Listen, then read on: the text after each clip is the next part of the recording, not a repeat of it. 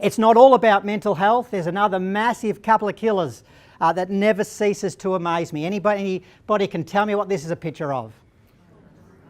It's an artery. And you don't have to be a medic to work this out, do you? This is a coronary artery, so up here the heart's attached to it, lub-dub, lub-dub, lub-dub, lub-dub. And here's the blood coming through to feed the heart. Here's the normal skin of the artery, the little red bit at the end, and the rest represents about a 10-year binge on plaque and fatty acids and sugar and all those good things. This was a 45-year-old fella, didn't even know he had a problem. 75% occlusion right up until he has to run to the bus.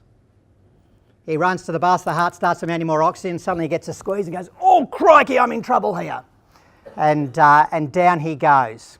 If we don't intervene really quickly, what does his heart do next? It goes into fibrillation. Lub-dub, lub-dub, blub, blub, blub, blub, blub, blub. So it's there, but it's the electrical rhythm's still there, but it's bouncing all over the place. If I don't intervene really quickly now, what happens next? It goes into flatline. Any Grey's Anatomy fans in the room? Grey's Anatomy, all the alarms go off, someone's in cardiac arrest, and stand clear and boom! And back and good old Harry's talking to you 10 minutes later. If only that was the case, it doesn't really happen in real life. Once we've hit flatline, technically we're dead.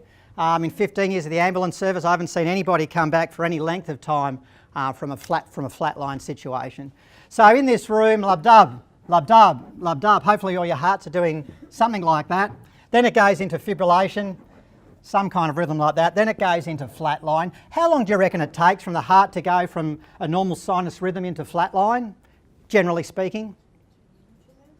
It's about 8 minutes. So we call it the 8-minute rule.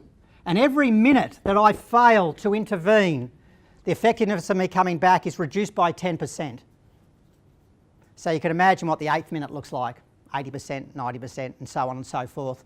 I went to a conference with my own commissioner the other day, and I got frightened by the figures because he talked about our lights and sirens response throughout the state of Queensland. What do you reckon is the average time frame for our lights and sirens response coming to your cardiac arrest in the state of Queensland? 21 minutes. Have you had experience?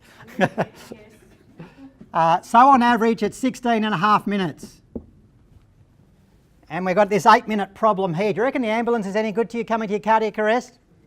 No. Do you reckon there's another way? Do you reckon we need to start taking a bit more care of this muscle? 1 in 6 of us will now have cardiac disease in this country. Guess from what age? From age 25. They're finding plaque on the vessels of 10-year-olds now. 1 in 6 of us. 1 in 6 of us. I think with all the deaths last year, 35% were contributed to cardiovascular disease. Wow, what could we be doing so horribly wrong?